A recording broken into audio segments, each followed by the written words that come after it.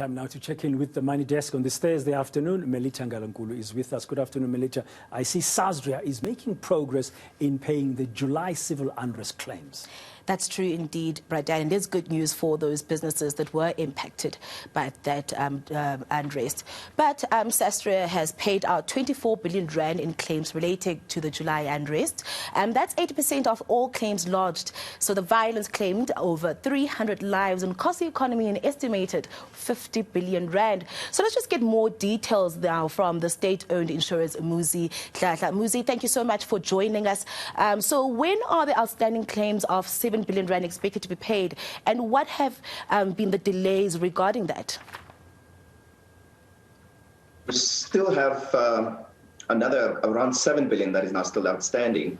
So we expect to have that paid within the next year to about 18 months, I would say, largely relating to the rebuilds, the properties that need to be rebuilt. But in respect of the other outstanding, I would say within the next 6 months, we expect to have that paid, obviously subject to the clients that still need to provide certain detail and sign the AOLs. I think we would be in a position to settle those quite quickly within 6 months period. So have you requested any further funding from government to actually settle these claims? No, absolutely not. We are well within our solvency capital requirements as we stand today. So the amount that was paid to us, it was to cover three things. One, to help us with liquidity. Secondly, to match our assets and liabilities. And then lastly, to put us in a position where we are able to have a little bit of an extra buffer in respect of meeting our solvency capital requirements. As things stand now, we are roughly, I would say, about 1.4 times above the required requirement in terms of solvency cover.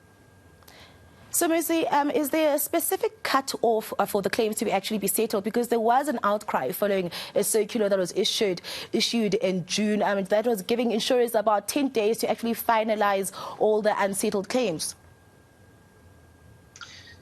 There is no period legally. There are two parts to this. There's the part that relates to a normal insurance claim that needs to be settled within a reasonable period of time.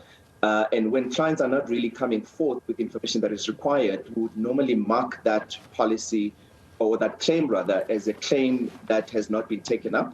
It doesn't mean that we are refusing liability. We still are liable should the client be in a position to provide us with the required information. The circular that we sent out was to put pressure on clients to come forth to allow us in order to pay out the claims. Because in addition to us holding these liabilities in a balance sheet, we still are charged in terms of capital. So we're trying to get that out as soon as possible. But obviously, there will be ultimately, at the end of the day, a period, a prescription period, if really nothing happens for an extended period of time. But the purpose of that was to ensure that we are able to get what we need from the clients without necessarily denying liability.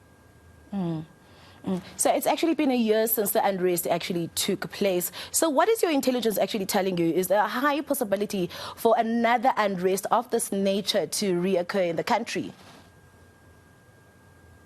Yeah, we get the question quite a lot. The indicators, obviously, or let me put it this way, some of the reasons why South Africa, for instance, will be in a position to see unrest or a rise in public protests, I think some of those elements are still there. So there is a potential that there could potentially be another unrest. The question is, would it be to the same degree? The honest answer really is that we don't know at this point. But what we do know is that the elements that we had as weaknesses in the past in terms of response and in terms of ensuring that we mitigate against the impact as the unrest is unfolding, I think we are tightening on those, and we are hoping that should it happen, and if it does happen, that we are in a position to mitigate against that so that we don't really see large amounts being exposed, particularly to Sasria and to the states at large. Muzi, many thanks for your time. So that was Muzi Dladla from Sasria giving us an update on this devastating unrest that we actually saw last year.